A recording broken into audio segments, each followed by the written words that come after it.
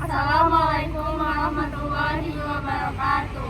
Di sini kami dari kelompok 1 dengan anggota saya sendiri Stefania Rimolirayu dengan NIM 02, Saya Wahyuni Dia Putri dengan NIM 04. Saya Salsabila Jovanda dengan NIM 08. saya Afifah Zahra dengan NIM 42, Saya Ramil Idamanda dengan NIM 50.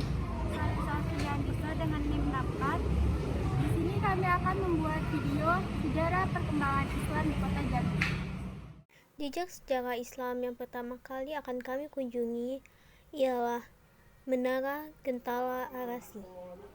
Museum Menara Gentala Arasi berlokasi di Arab Melayu Pelayangan Kota Jambi, Provinsi Jambi.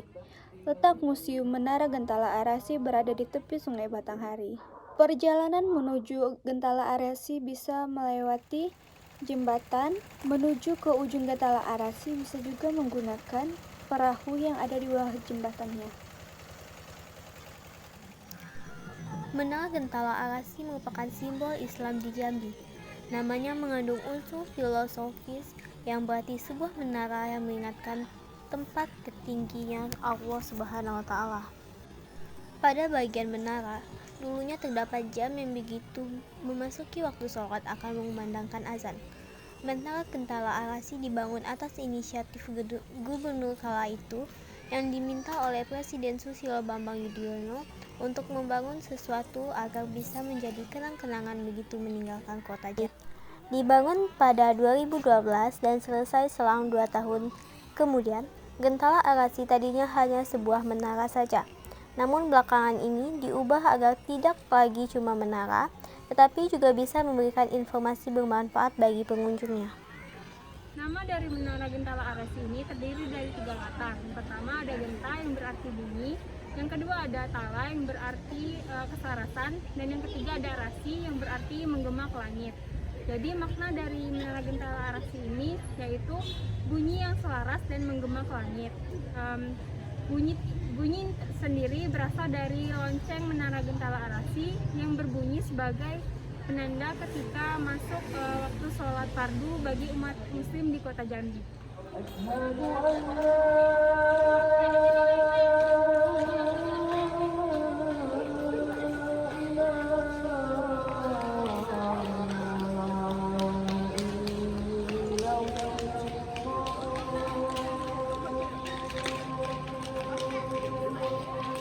Keunikan dari Museum Menara Gentala Arasi adalah ruangan museum tidak terlalu besar, dengan bentuk yang menyerupai lingkaran. Ruangan ini digunakan untuk memamerkan lokasi koleksi museum. Keunikan lain dari Museum Menara Gentala Arasi adalah adanya koleksi berupa beduk dan Al-Quran yang berukuran sangat besar. Keduanya merupakan penanda bahwa Kota Jambi merupakan salah satu bagian penting dari sejarah perkembangan Islam di Indonesia. Museum Gentala Arasi memiliki koleksi dengan jumlah sekurangnya 100 koleksi. Koleksi dari museum ini berupa buku-buku suci yang sangat tua, kain kafan, selendang, jubah milik Sri Sultan Mangkubumi, mangkuk dan uang logam. Koleksi museum dipamerkan di sebuah ruangan yang melingkar. Koleksi yang ada berhubungan dengan perkembangan Islam di Nusantara Melayu dan budaya batik. Di halaman Menara Gentala Arasi juga dibuat relief 2 dimensi perjalanan penyebaran Islam.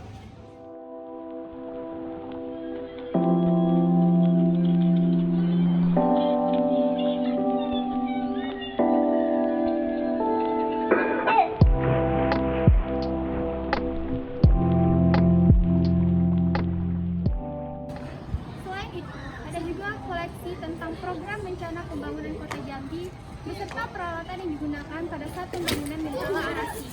Koleksi utama dari museum ini adalah Al-Quran dan beduk berukuran besar. Menara Gentala Arasi merupakan bagian yang paling menonjol dari Museum Menara Gentala Arasi karena corak arsitekturnya yang khas budaya Arab.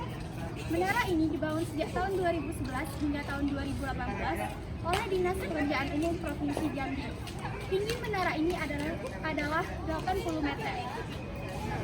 Selanjutnya, pada tempat kedua kami mengunjungi Masjid Al-Falah Jambi yang terkenal dengan Masjid Siti.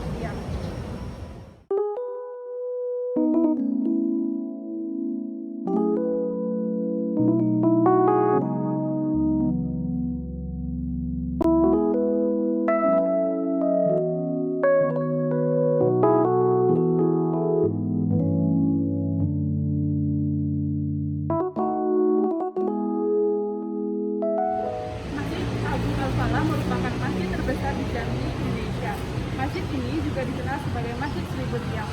Meskipun jumlah tiangnya hanya 256, masjid ini dibangun pada tahun 1971 dan selesai pada tahun 1940. Bangunannya memang hanya seperti sebuah pendopo yang terbuka dengan banyak tiang yang menyangga dan satu kubah yang di atasnya. Lokasi Masjid Agung ini terdiri dulunya merupakan pusat kerajaan Melayu di Jambi, bekas istana Tanah Bibi dari Sultan Tahta Saifuddin. Tanah lokasi ini di mana Masjid Agung ini berdiri dulunya merupakan pusat kerajaan Melayu Jambi, namun pada tahun 1885 dikuasai penjajah Belanda dan dijadikan pusat pemerintahan dan benteng Belanda. Pada tahun 1858, saat terpilih menjadi Sultan di Kesultanan Jambi, Sultan Taha Saifuddin membatalkan semua perjanjian yang dibuat Belanda dengan mendiang ayahandanya, karena perjanjian tersebut sangat merugikan Kesultanan Jambi. Saat itu, Belanda sangat marah dan mengancam akan menyerang istana. Namun, Sultan Taha justru lebih dulu menyerang pos Belanda di daerah Kumpe. Pasukan Belanda melakukan serangan balasan dan membumi hanguskan komplek Istana Tanah Pilih. Pada tahun 1906, lokasi bekas Istana Sultan tersebut dijadikan asrama tentara Belanda yang digunakan sebagai tempat pemerintahan kepresidenan. Di era kemerdekaan sampai tahun 1970-an, lokasi tersebut masih difungsikan sebagai asrama TNI di Jambi. Pada awalnya, gagasan pembangunan Masjid Agung ini tidak mengemuka pada tahun 1960-an oleh pemerintah Jambi beserta tokoh-tokoh Islam Jambi. Namun proses pembangunan masjid baru dimulai pada tahun 1971. Para alim ulama dan tokoh-tokoh Jambi diantaranya M.O. Bafadal, Haji Hanafi, Nurdin Hamzah, dan gubernur pada saat itu yaitu Tambunan sepakat untuk membangun Masjid Agung di lokasi tersebut dan melokasikan asrama TNI. Salah satu alasan kenapa masjid yang dibangun di lokasi bersejarah tersebut adalah mengacu pada lambang Jambi yang terdapat gambar masjid. Di Masjid Agung Al-Falah Kota Jambi diresmikan penggunaannya oleh Presiden Soeharto pada tanggal 29 September 1982. Masjid kebanggaan warga Jambi ini berdiri di atas lahan seluas lebih dari 26.890 meter persegi atau lebih dari 2,7 hektar.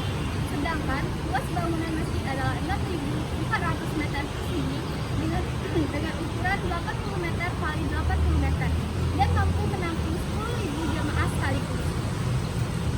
Sedari awal, bangunan Masjid Agung hingga sekarang tetap dipertahankan sesuai bentuk awalnya. Kalaupun ada renovasi, hanya penambahan ukiran pada mihrab imam tanpa merombak bentuk awal masjid dan mengganti pembungkus tiang pada tahun 2008. Masjid Agung Al-Falah Kota Jambi dibangun dengan lengkap dengan kubah yang besar dan menara yang menjulang. Keseluruhan bangunan masjid menggunakan material beton berulang. Bila dipandang sepintas lalu, jajaran tiang masjid berwarna putih ramping. Di masjid ini memiliki kemiripan dengan tiang-tiang Masjid Agung Kota Roma. Italia dibangun jauh lebih belakang dibanding di Al-Falah Jambi ini. Jajaran lapisan tiang di masjid ini terbagi dua bentuk. Bentuk pertama merupakan tiang langsing berwarna putih dengan 3 sulur atas menyangga di sekeliling atap masjid sebelah luar, dan bentuk tiang kedua merupakan tiang silinder berbarak tembaga menopang tutup kubah di area tengah bangunan masjid. Pengguna material tembaga untuk menutup tiang silinder ini memberikan kesan antik namun megah pada interior Masjid Al-Falah. Dirancang sebagai bangunan terbuka tanpa pintu dan jendela, benar-benar sejalan dengan nama masjid ini. Al-Falah dalam bahasa Arab bila diindonesiakan menjadi kemenangan. Menang bermakna memiliki kebebasan tanpa kungkungan. Mungkin filosofi itu juga yang menjadi dasar di bangunannya masjid ini dengan konsep terbuka, agar muslim manapun bebas untuk masuk dan melaksanakan ibadah di masjid ini. Sementara bagian dalam kubah dihias dengan ornamen garis-garis simetris mirip dengan garis-garis lintang dan garis bujur bola bumi. Ring besar di bak kubah dihias dengan lukisan kaligrafi Al-Quran berwarna emas. Sebuah lampu gantung berukuran sangat besar berbahan tembaga memperindah tampilan ruang di bawah kubah. Demikianlah penjelasan dari kelompok kami mengenai sejarah perkembangan Islam di Kota Jambi. Apabila ada kekurangan maupun